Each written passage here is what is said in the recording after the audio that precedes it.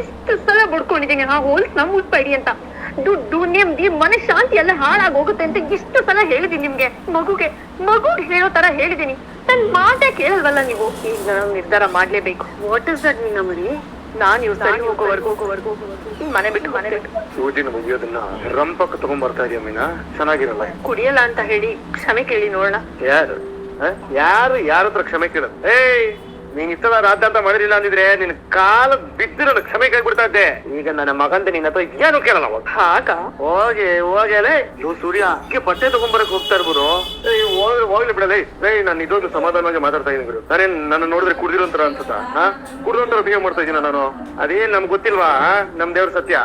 ಈ ಮನೆ ಬಿಟ್ಟು ಹೋಗೋದಕ್ಕೆ ಅವಳು ಕಾರಣ ಒಂದು ಬೇಕು ಅನ್ನಂಗ್ ನಡ್ಕೋತಾಳೆ ಅಷ್ಟೇ ಇರಬಹುದು.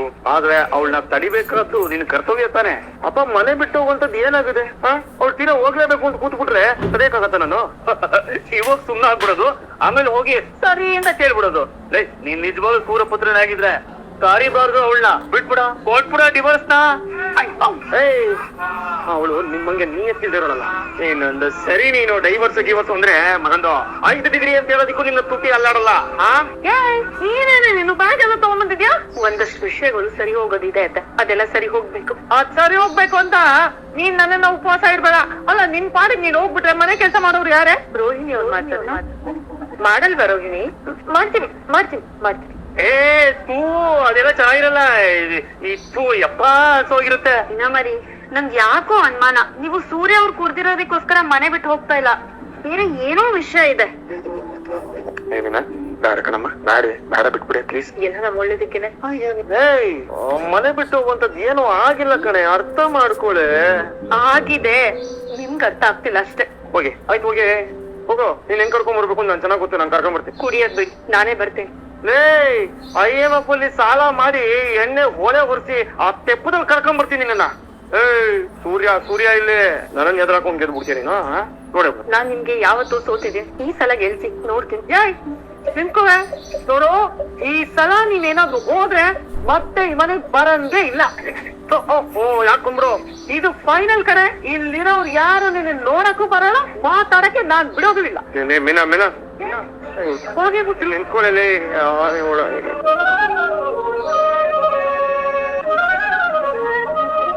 ಇದೇನೇ ಮೀನಾ, ಬ್ಯಾಗ್ ಸಮೇತ ಬಂದಿದ್ಯಾ? ಯಾಕಮ್ಮ ಬರ್ಬಾರ್ದ? ಮಗಳಾಗ್ ಬಂದಿದ್ಯಾ, ಸೊಸೆ ಆಗಿ ಬಂದಿದ್ಯೋ? ಸೊಸೆ ಆಗೇ ಬಂದಿದೀನಿ. ಹಾಗಾದ್ರೆ ಇರ್ಬೋದು, ಆದ್ರೆ ದಿಢೀರ್ ಅಂತ ಬಂದಿದ್ದ ಕಾರಣ? ಅದೆಲ್ಲ ಬೇಡ, 1 ವಾರ ಇಲ್ಲಿ ಇರ್ತೀನಿ ಅಷ್ಟೇ. ಅಕ್ಕ ಯಾವಾಗ ಬಂದೆ? ಈಗ ಬಂದೆ ಕಣೋ. ಕೆಲ್ಸ ಹೋಗ್ಬಿಟ್ಟು ಬಂದೆ ಅಕ್ಕ. ಅಲ್ಲ ಕಣೆ ಮೀನಾ, ಅಳಿಯಂದ್ರ ಜೊತೆ ಏನಾದ್ರು ಜಗಳ? ನಾನ್ ಈ ಮನೆಗ್ ಬರ್ಬೇಕಂದ್ರೆ ನನ್ ಗಂಡನ್ ಜೊತೆ ಜಗಳ ಆಡ್ಕೊಂಡೇ ಬಂದಿರ್ಬೇಕಾ? ಹಾಗಲ್ಲ ಕಣೆ, ಅದು ಕಾರಣ ಇದೆ, ಆದ್ರೆ ಅದನ್ನ ಹೇಳಲೇಬೇಕು ಅಂತ ಹಠ ಹಿಡಿಬಾರ್ದು. ಇದು ಕರ್ತೇನಕ್ಕ, ನಾವೇನ್ ಅನ್ಕೋಬೇಕು? ಇದೇನು ಅನ್ಕೋಬೇಡಿ, ಅಕ್ಕ ಮನೆಗ್ ಬಂದಿದ್ದಾಳೆ, ಹೊರಡ್ತಾಳೆ ಅಂತ ಮಾತ್ರ ಅನ್ಕೊಂಡ್ರೆ ಸಾಕು. ಅದನ್ನು ಮೀರಿ ನೀವೆಲ್ಲ ಪ್ರಶ್ನೆ ಮಾಡ್ತಾನೆ ಇದ್ರೆ ನಾನ್ ಬೇರೆ ಎಲ್ಲಾದ್ರೂ ಹೋಗ್ತೀನಿ. ಬೇಡ, ನಾವೇನು ಕೇಳಲ್ಲ. ಏನಾದ್ರು ತಿಂದೆ ಅಲ್ವಾ? ಸ್ವಲ್ಪ ತಾಗಿ ಕೈಕಾಲ್ ತೊಳ್ಕೊಂಡ್ ತಿಂತೇನೆ. ಏನೋ ಇವಳು ಅರ್ಥನೇ ಆಗ್ತಾ ಇಲ್ಲ. ಬಲ್ವಂತ ಮಾಡೋದ್ ಬೇಡ, ಅವ್ಳಿಗೆ ಯಾವಾಗ ಹೇಳ್ಬೇಕು ಅನ್ಸುತ್ತೆ ಅವ್ಳು ಹೇಳ್ತಾಳೆ ಬಿಡು. ಸರಿ, ನೀನ್ ಬಡ್ಕೊಂಡ್ ಊಟ ಮಾಡು. ಅಕ್ಕನ ಬರ್ತಾಳಲ್ಲ, ಒಟ್ಟಿಗೆ ಊಟ ಮಾಡೋಣ ಬಿಡು.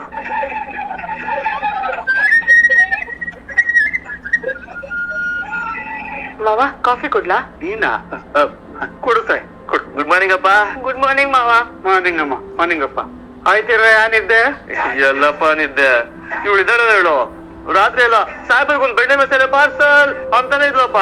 ಡೆಡಿಕೇಶನ್ ಗುರುವೆ, ಮಾಡೋ ಕೆಲ್ಸದ ಬಗ್ಗೆ ನಾನು ರಾತ್ರಿನೂ ಗಮನ ಇಟ್ಟಿರ್ತೀನಿ. ಮೀನಾವರಿ, 1 ಕಾಫಿ ಪ್ಲೀಸ್. ಶ್ರುತಿ, ಅದಕ್ಕೆ ಮನೇಲಿಲ್ಲ. ಅಯ್ಯೋ, ಮತ್ತೆ ಹೋಗಿದ್ದ. ಥ್ಯಾಂಕ್ ಯು ಅಮ್ಮ, ಥ್ಯಾಂಕ್ ಯು. ಶ್ರುತಿ, ನಿಮ್ಗೂ ತಗೊಂಡ್ ಕೊಡ್ಲಾ? ಅದ್ಕೆ ನಂಗೊಂದು ಸ್ಟ್ರಾಂಗ್ ಕಾಫಿ. ರವಿ, ನನ್ ಕಾಫಿ ಬೇಡ. ಯಾಕೆ? ನೋಡು, ಅದ್ಕೆ ನನಗೆ ಕಾಫಿ ಬೇಡ. ಅದ್ಕೆ ಯಾಕೆ ರವಿ? ಯಾಕೋ ಸಡನ್ ಆಗಿ ಹೊಟ್ಟೆ ಸರಿ ಇಲ್ಲ. ಅದ್ಕೆ ನೀನ್ ಕಸ ಬಿಡ್ತಿದ್ಯಾ? ಮನೇಲಿ ಯಾರಾದ್ರೂ ಕೆಲಸ ಮಾಡ್ಬೇಕಲ್ವಾ ಮನೋಜ್? ರೋಹಿಣಿ, ನೀನ್ ಯಾರ ಹೆಂಡತಿ ಹೇಳು? ಅವ್ರಿಗೆ ಎರಡ್ ಮದ್ವೆ ಆಗಿದ್ಯಾ? ಯಾರ್ ಹೆಂಡತಿ ಅಂತ ಕೇಳ್ತಾ ಇದೀರಾ? ಅಯ್ಯೋ, ಹಂಗಲ್ಲ ಕಣಮ್ಮ ಶ್ರುತಿ. ಇಷ್ಟು ದೊಡ್ಡ ಫೇಮಸ್ ಬಿಸ್ನೆಸ್ ಮ್ಯಾನ್ ಹೆಂಡತಿ ಕಸ ಗುಡಿಸೋ ವುಮೆನ್ ಅನ್ಸ್ಕೋತಾ ಇದ್ದಾಳಲ್ಲ. ಹೊಸ ಕೆಲ್ಸ ಸಿಗೋವರೆಗೂ ಕೆಲ್ಸ ಮಾಡ್ಲಿ ಬಿಡು. ಏನ್ ಮನೇನ ಹಂಗೆ ಗಲೀಜಾಗಿ ಇಟ್ಕೊಳಕ್ ಆಗುತ್ತಾ? ಅತ್ತೆ, ತಿಂಡಿ ಏನ್ ಮಾಡ್ಲಿ? ತಿಂಡಿ ಅಲ್ವಾ, ಏನೋ ಒಂದ್ ಮಾಡಮ್ಮ. ತಿನ್ನೋ ಹಾಗಿದ್ರೆ ಸಾಕು. ಅದ್ರಲ್ಲೂ ನೀನ್ ಮಾಡೋ ತಿಂಡಿ ಜಾಸ್ತಿ ನಿನ್ ಗಂಡನೇ ತಿನ್ಬೇಕು, ಯಾಕಂದ್ರೆ ನನ್ನ ಮಗ ಈಗ ಟಾಪ್ ಅಲ್ಲಿ ಇದಾನಲ್ಲ. ಕೃಷ್ಣಾಯ ವಾಸುದೇವಾಯ ಹರೇ ಪರಮಾತ್ಮನೆ ಪರಮತಃ ಕ್ಲೇಶರಾಶಾಯ ಗೋವಿಂದಾಯ ನಮೋ ನಮಃ. ಅಬ್ಬೋ ಇದೇನಕ್ಕಿದು? ಇವತ್ತು ನಾವು ಉಪವಾಸನಪ್ಪ. ರೀ ಅವಳು ಚೆನ್ನಾಗಿ ಮಾಡ್ತಾಳೆ, ತಿನ್ನಿ ಸುಮ್ನೆ. ಕನಸಲ್ಲಿ ದಾಸರು ಬಂದಿದ್ರು, ಇವತ್ತು ಉಪವಾಸ ಮಾಡಿ ಒಳ್ಳೇದಾಗತ್ತೆ ಅಂದ್ರು ನಿನಗೆ, ಅದಕ್ಕೆ ನಾನು ಉಪವಾಸ ಮಾಡ್ತೀನಿ. ಸ್ಪೆಷಲ್ ಆಗಿ ಕ್ಯಾಪ್ಸಿಕಮ್ ಚಿತ್ರಾನ್ನ ಮಾಡ್ಕೊಡ್ತೀನಿ ಮಾವ.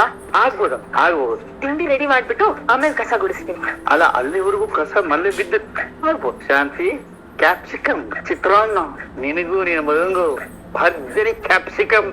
ಅಯ್ಯೋ ಮಾರ್ಕ್ಸೇ ಹೋಗಿದೆ ನೋಡು, ನಂಗೊಂದು ಅರ್ಜೆಂಟ್ ಮೀಟಿಂಗ್ ಇದೆ, ನಾನು ಹೋಗ್ತಾ ಆಂದೇವ್ ತಿನ್ಕೊಂಡು ಹೋಗ್ತೀನಿ. ಏನು ಬೇಕಾಗಿಲ್ಲ, ನಿನ್ ಹೆಂಡತಿ ಮನೇಲಿ ಅಡಿಗೆ ಮಾಡ್ತಾವಳೆ, ತಿನ್ಕೊಂಡು ಹೋಗು, ಪರವಾಗಿಲ್ಲ. ಮನೇಲಿ ಮಾತುಗಳು ಮಾತ್ರ ಸಾಕು ತರ ಬರುತ್ತೆ, ಒಂದು ಸಾಕು ನೆಟ್ಟಿಗಿಲ್ಲ. ಫ್ರೀ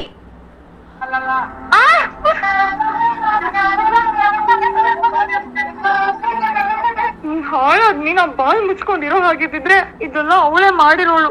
ಅನ್ಯಾಯವಾಗಿ ನನ್ನನ್ನ ಸಿಕ್ಕಾಕ್ಸ್ಬಿಟ್ಟು ಹೋಗಿದ್ದಾಳೆ. ನನ್ ಹೊಟ್ಟೆ ಉರಿ ಒಳ್ಳೆ ಸುಮ್ನೆ ಬರಲ್ಲ. ಮನೋಜ, ನಿಂಗೆ ಕಾಫಿ ಅಂದ್ರೆ ತುಂಬಾ ಇಷ್ಟ ಅಲ್ವೇ ನಮ್ಮಮ್ಮ? ತಗೊಳಪ್ಪ, ಸಾಕು ಸಾಕು. ಕುಡಿಬೇಕು ಬೆಳೆಯ ಮಕ್ಕಳು ಚೆನ್ನಾಗಿ ಕುಡಿಬೇಕು. ಮನೋಜ, ಇನ್ನೊಂದು ಲೋಟ ತರ ಕೇಳನಪ್ಪ. ಏನಪ್ಪ, ಓಹೋ ಎಲ್ಲ ಕಾಫಿ ಕುಡಿತಾ ಇದ್ದೀರಾ? ರೋಹಿಣಿ ಅವರೇ ಮಾಡ್ಕೊಟ್ಟಿದ್ದು ಕಾಫಿನ ಪೌಡ್ರಮ್ಮನ ನೀನು ಕುಡಿತೀನ? ನೀನು ಕುಡಿದು ಲೋಟ ಇಟ್ಟಿದ್ಯಾ? ಇವರಿಬ್ರು ಇನ್ನ ಕುಡಿತಾ ಇದಾರೆ. ಲೇ ರವಿಕಾಂತ್, ನೀನು ಕಾಫಿ ಕುಡ್ತೀವನ? ಇಲ್ಲ ಕಣೋ, ನಂಗೆ ಸಡನ್ ಹೊಟ್ಟೆ ಸರಿ ಇಲ್ಲ. ಹಾಗಾದ್ರೆ ನಮಗೂ ಬ್ಯಾಡ್ರ, ನಮ್ಮ ಜಟಕಾ ಬಂಡಿ ಹತ್ಕೊಂಡು ಎರ್ರಾ ಬಂಡಿ ತಿರುಪ್ತಿ ಉಂಡಿ ಅಂತ ಹೋಗ್ಬಿಟ್ಟೈತೆ. ಮೇಡಮ್ ಅವರು ಕಸಾದ ಕುಡಿಸ್ತವ್ರೆ. ನೆಲನ ಒರೆಸ್ತಾರಂತೆ. ಯಾವ್ದೋಪಿ, ಯಾವ್ದು ಚಪ್ಪಲಿ ತರ್ತಿರೋದು? ಇಷ್ಟು ದಿನ ಒಂದು ಪೊರಕೆ ಅಲ್ಲ, ಗರ್ಕೆ ಹುಲ್ಲಿನ ಕೂಡ ಪಕ್ಕಕ್ಕೆ ಎತ್ತಿಡ್ತಾ ಇರ್ಲಿಲ್ಲ ಪೌಡ್ರು. ಇವಾಗ ಬಲವಂತವಾಗಿ ಬದಲಾವಣೆಗಳು ಯಾಕೋ? ಮನೆ ಕ್ಲೀನ್ ಆಗಿರ್ಬೇಕಲ್ಲಪ್ಪ, ಯಾರಾದ್ರೂ ಒಬ್ರು ದುಡಿಲೇಬೇಕು. ನೀವೆಲ್ಲ ಪುಣ್ಯ ಮಾಡಿದೀರಾ. ಅದ್ ಹೇಗೆ? ದೊಡ್ಡ ಬಿಸ್ನೆಸ್ ಮ್ಯಾನ್ ಹೆಂಡತಿ ಕ್ಲೀನ್ ಮಾಡ್ತಿರೋ ಮನೇಲಿ ನೀವೆಲ್ಲ ಓಡಾಡ್ತಿದ್ದೀರಾ. ಬಿಡು, ಓಡೋದ್ ಯಾಕೆ? ಅಲ್ಲ, ಈ ಒಮ್ಮನು ಮೀನಾ ಮತ್ತೆ ಮನೆಗೆ ಬರೋದಿಲ್ಲ ಅಂತ ಅನ್ಕೊಂಡ್ ದುಡಿತಾಳ, ಅಥವಾ ಬರಬಾರ್ದು ಅಂತ ಅನ್ಕೊಂಡ್ ದುಡಿತಾಳ? ನನ್ನ ಮನ್ಸಲ್ಲಿರೋದನ್ನ ಹೇಳ್ತಾ ಇದ್ದಾರೆ. ಯಾವತ್ತೂ ಈ ಮನೆಗ್ ಬರಬಾರ್ದು. ಸೊಲ್ಲಾಪುರದಮ್ಮ, ಮೀನಾ ಮತ್ತೆ ಯಾವತ್ತು ಈ ಮನೆಗೆ ಬರಬಾರ್ದು ಅಂತ ಅನ್ಕೊಂಡಿದ್ದೀನಮ್ಮ. ಕೋಳಿ ಕೂಗಿದ್ರೆ ನಾವ್ ಬೆಳಕಾಗದು, ಮೀನಾ ಇಲ್ದ ನಾವೇನ್ ಯಾರು ಬದುಕಕ್ಕಾಗಲ್ವಾ?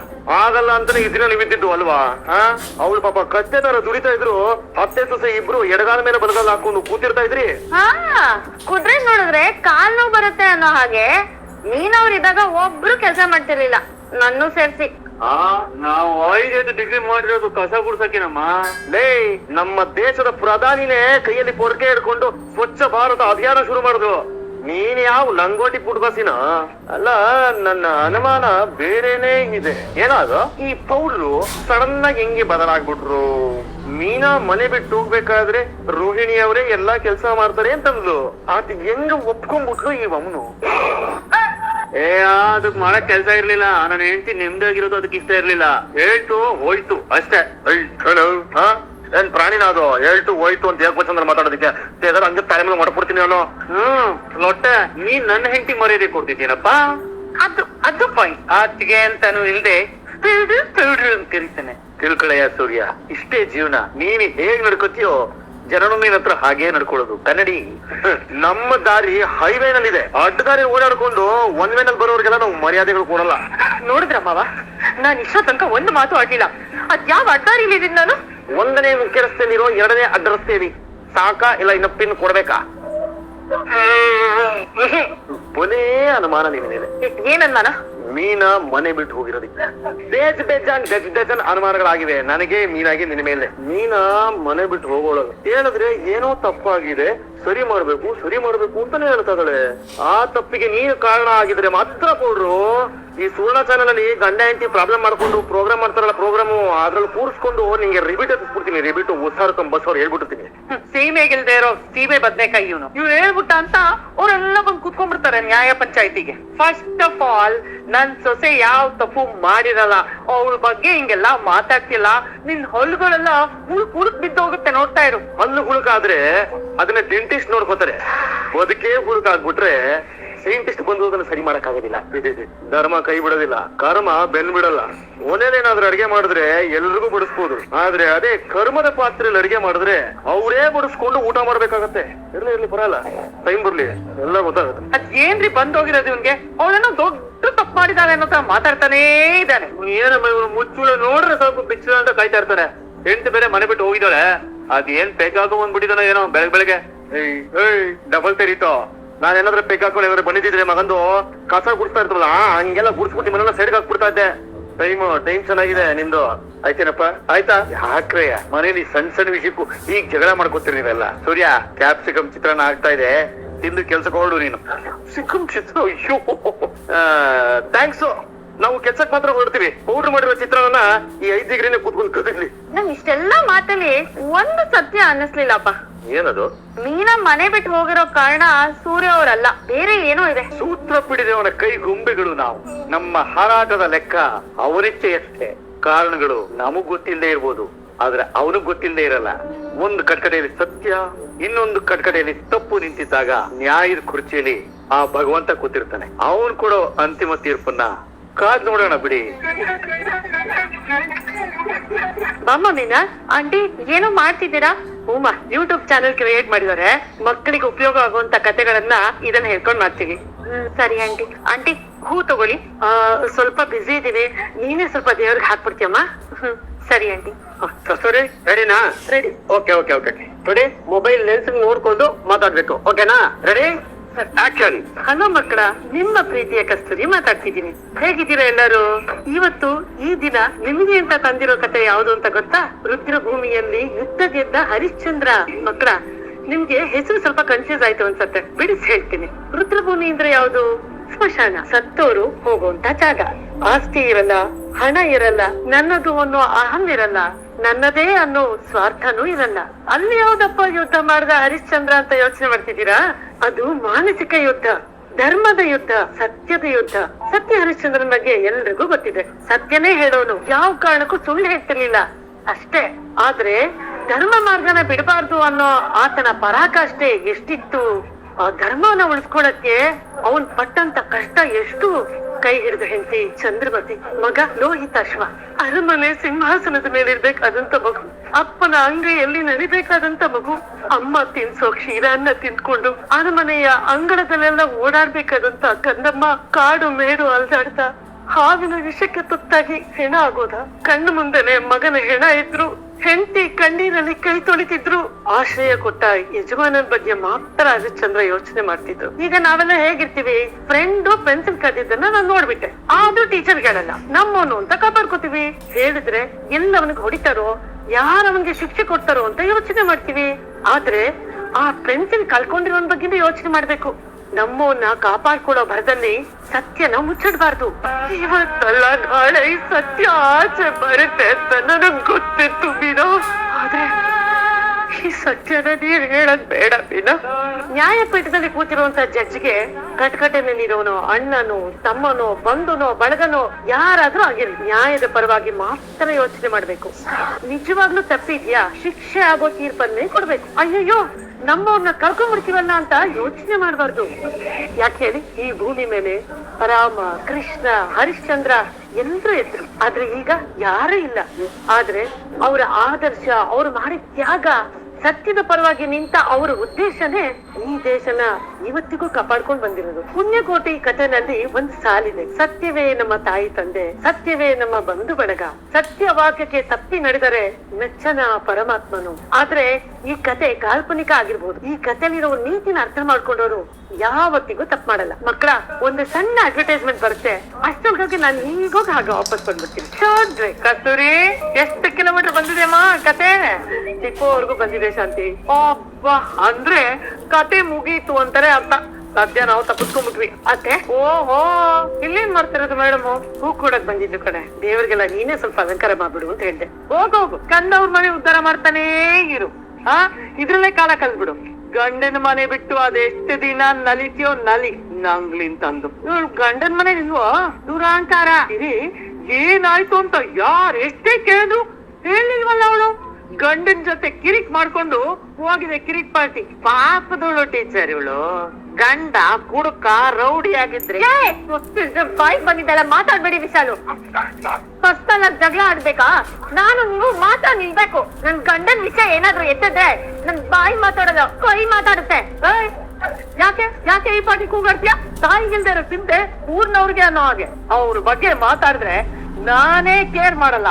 ಇನ್ನು ನೀನು ನನ್ನಿಂದ ಹೊರಗ್ ಬಂದಿರೋ ಸುಗಂಧ ಎಂತದ್ದು ಅಂತ ಯಾವ ಶ್ರೀಗಂಧದ ಮರಕ್ಕೂ ಗೊತ್ತಿರಲ್ಲ ಅತ್ತೆ. ಆ ಗಂಧದ ಚೆಕ್ಕಿನ ದೇವ್ರ ಮನೇಲಿ ಇಟ್ಟು ಪೂಜೆ ಮಾಡ್ತಿರೋಳು ನಾನು. ಹಿಂಗದೊಂದು ಅಂಗ ನನಗೆ ಸರ್ವಸ್ವ.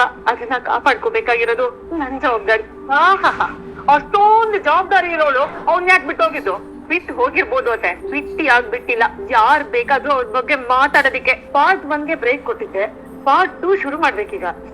ಪಾರ್ಟ್ 1ಗೆ ಸಣ್ಣ ವಿರಾಮ ಕೊಟ್ಟಿದ್ದೆ, ಪಾರ್ಟ್ 2ನ ಆದಷ್ಟು ಬೇಗ ಶುರು ಮಾಡ್ತೀನಲ್ಲ. ನೀನ್ ಅಲ್ಲಿಂದ ಬಂದಿರೋದಕ್ಕೆ ಕಾರಣನಾದ್ರೂ ಏನು ಹೇಳು? ಇದೆಯಮ್ಮ, ಆದ್ರೆ ಅದನ್ನ ನೀನ್ ಇಲ್ಲಿಗೆ ಬಂದಿದ್ದಕ್ಕೆ ಕಾರಣ ಕೇಳೋದಕ್ಕೆ ನಾನಿಲ್ಲಿ ಬಂದೆ. ನೀನು ಯೋಗಕ್ಷೇಮ ವಿಚಾರಿಸ್ಕೊಂಡು ಹೋಗೋಣ ಅಂತ ಬಂದೆ. ನಿನ್ನ ಗಂಡನಿಗೆ ಫೋನ್ ಮಾಡಿದೀಯೋ ಬಿಟ್ಟಿದೆಯೋ ನನಗೆ ಗೊತ್ತಿಲ್ಲ, ಆದ್ರೆ ನಿನ್ನ ತಂದೆ ಸ್ಥಾನದಲ್ಲಿರೋ ನನಗೆ ಕಡೆ ಪಕ್ಷ ಒಂದು ಫೋನ್ ಮಾಡಿ ಹೇಗಿದ್ದೀರಾ ಮಾವ ಅಂತ ಕೇಳೋ ಸೌಜನ್ಯ ತೋರಿಸ್ತಲ್ವಲ್ಲಮ್ಮ. ಹೇಗಿದ್ದೀರಾ ಮೀನಾ? ಮನೇಲಿ ಹೇಳ್ದ ಬರ್ಬೋದ ನಾನಿವತ್ತು? ಅಯ್ಯೋ ಯಾಕೆ ಇಷ್ಟೊಂದು ಆತ್ರ ಮಾಡ್ತಾ ಇದೀರಾ ಮೀನಾ? ನನ್ ಕೊಟ್ಟಿರೋ ಟೈಮ್ ಮುಗಿ ಆಮೇಲೆ ಇದೆ ನಿಮ್ಗೆ.